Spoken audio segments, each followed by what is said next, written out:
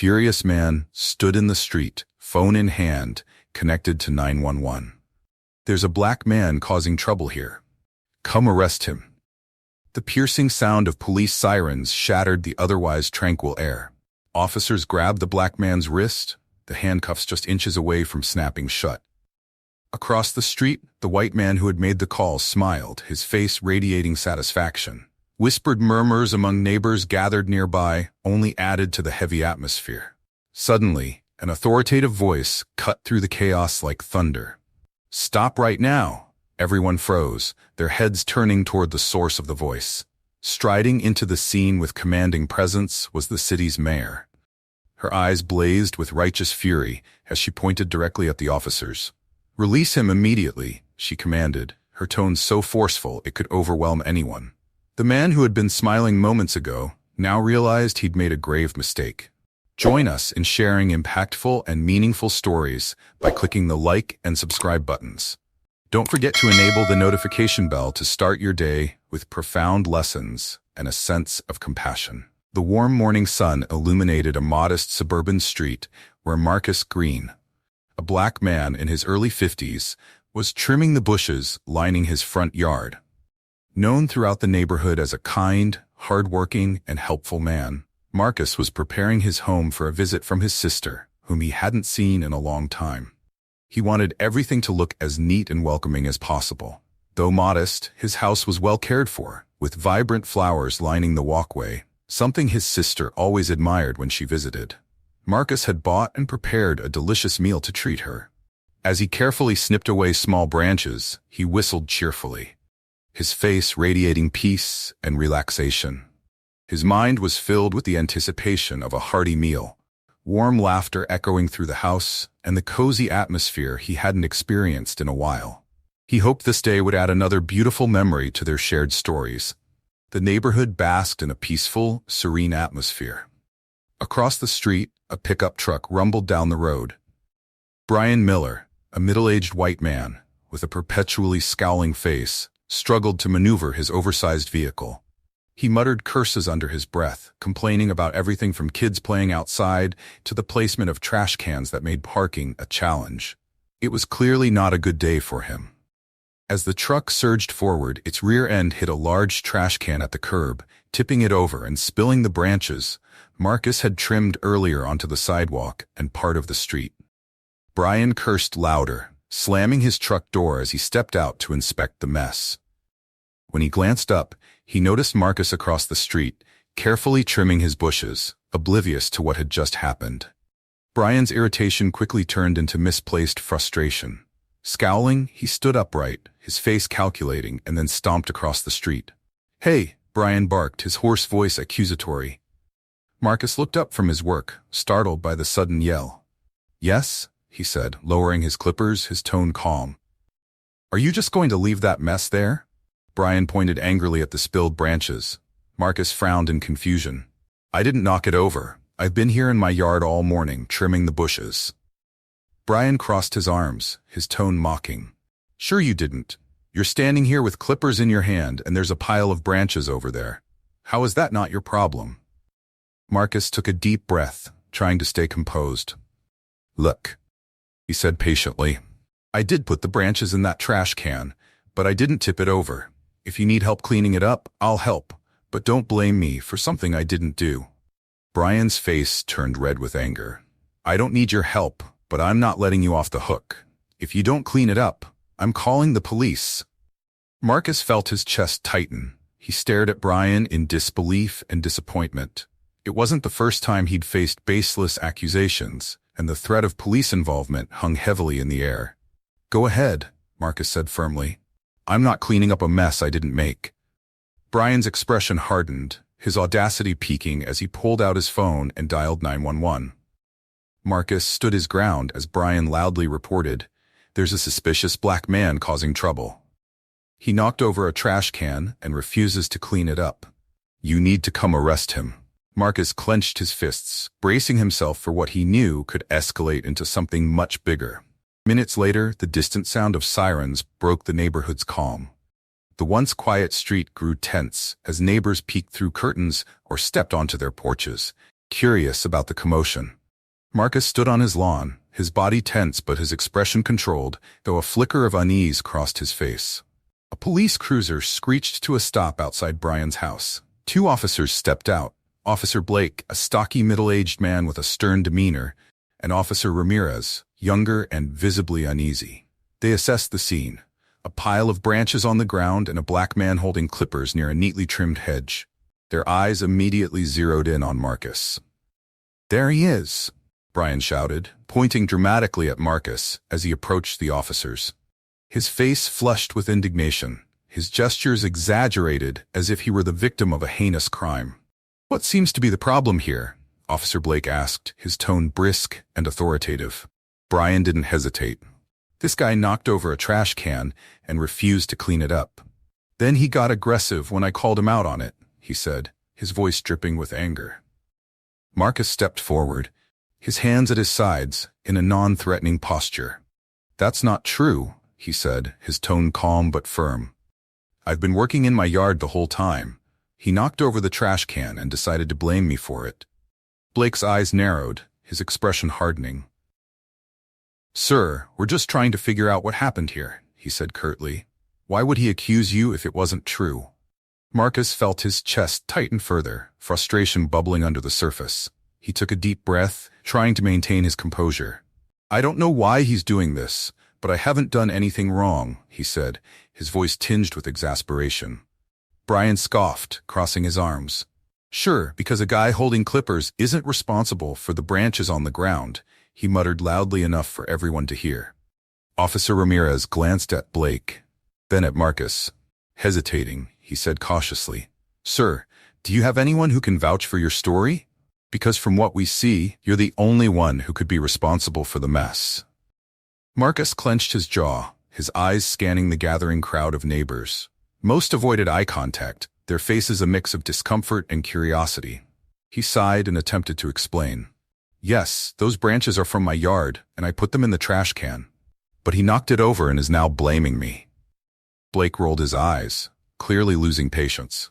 "Look, it seems pretty straightforward to me," he said. "If you didn't do it, why not just clean it up and move on?"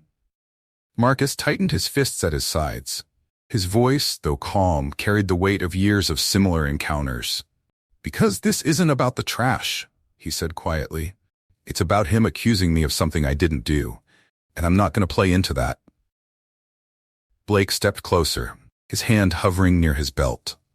"Sir, I need you to cooperate," he said, his tone growing colder. "You're going to need to come with us to the station and sort this out."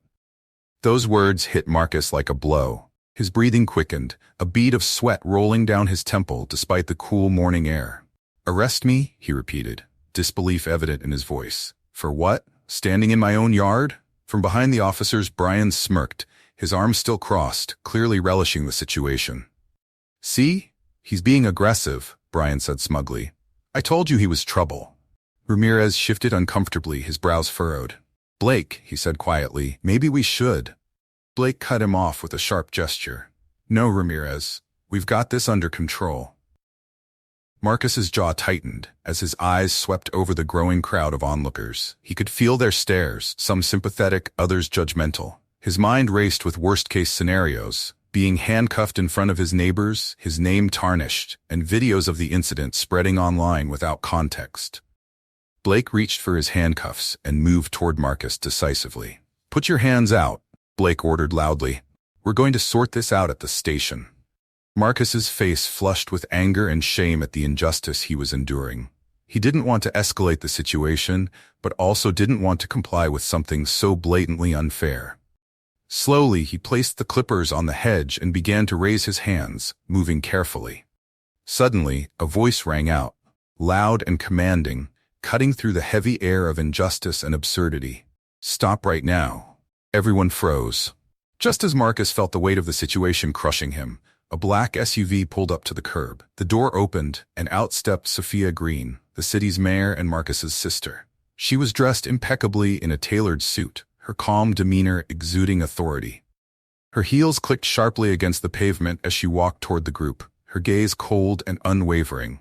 Sophia had planned to visit her brother that morning, a rare moment of respite amid her packed schedule.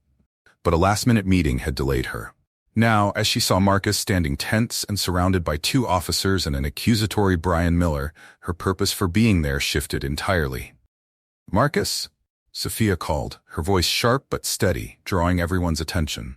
Her eyes swept over the scene, taking in Marcus's clenched fists, Brian's accusatory stance, and the officer's stern expressions. Marcus turned toward her, relief washing over his face.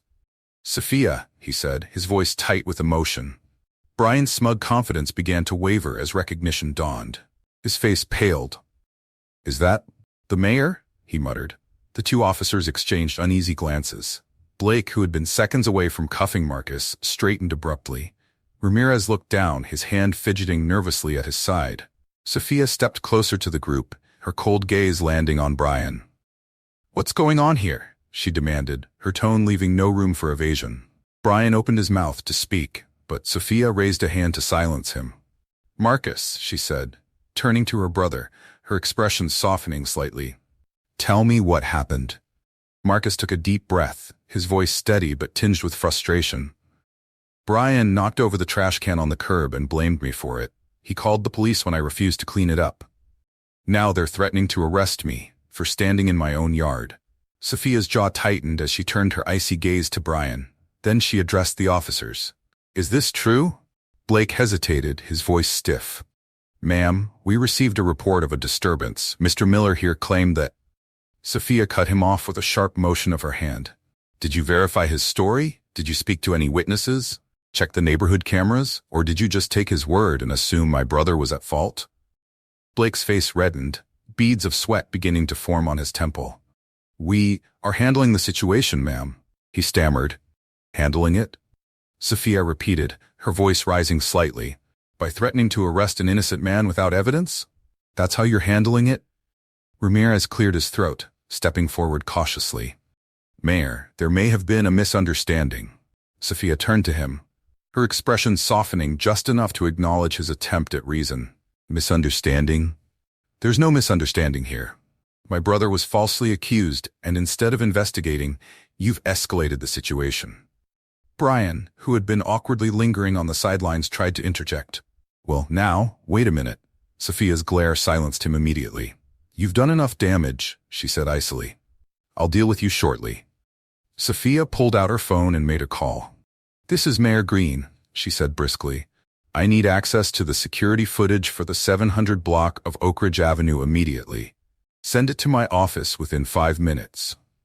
Ending the call, she crossed her arms, her sharp gaze sweeping over everyone present. "We'll settle this right now." Minutes felt like hours as everyone waited. Marcus stood silently, his breathing steady but his posture tense. Sophia's presence had calmed him, but the weight of the situation lingered heavily on him. Blake shifted uncomfortably, his earlier confidence eroded. Ramirez fidgeted nervously, occasionally glancing at his partner. Meanwhile, Brian's face glistened with sweat, the dawning realization of his mistake etched across his features. When Sophia's phone rang, the tension in the air snapped. She answered swiftly and opened the footage. The video clearly showed Brian's truck backing into the trash can, causing it to topple and spill its contents.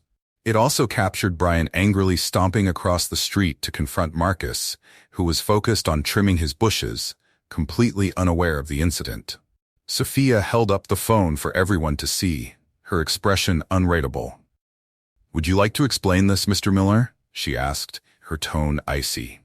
Brian's mouth opened and closed like a fish out of water. "I didn't think it was that big of a deal," he stammered. "Not a big deal?" Sophia's voice was razor-sharp. "You falsely accused my brother, wasted police resources, and attempted to use your privilege to bully someone. That's not just a big deal. It's unacceptable." She turned to the officers, her tone unwavering. "And you two? What would have happened if I hadn't shown up? Would you have taken my brother to jail based on this man's lies?" Ramirez quickly shook his head. "No, ma'am. Blake, pale and stiff, stepped forward. "We made a mistake," he admitted reluctantly. "A mistake?" Sophia shot back, her voice filled with scorn. "This wasn't a mistake. It was negligence and bias. You're supposed to protect this community, not perpetuate injustice. I'll be filing a formal complaint with your department." Sophia turned to Marcus, her expression softening as she placed a hand on his shoulder. "Are you okay?" she asked gently. Marcus nodded, his voice steady now. I'm fine, thanks to you. Sophia offered him a small smile before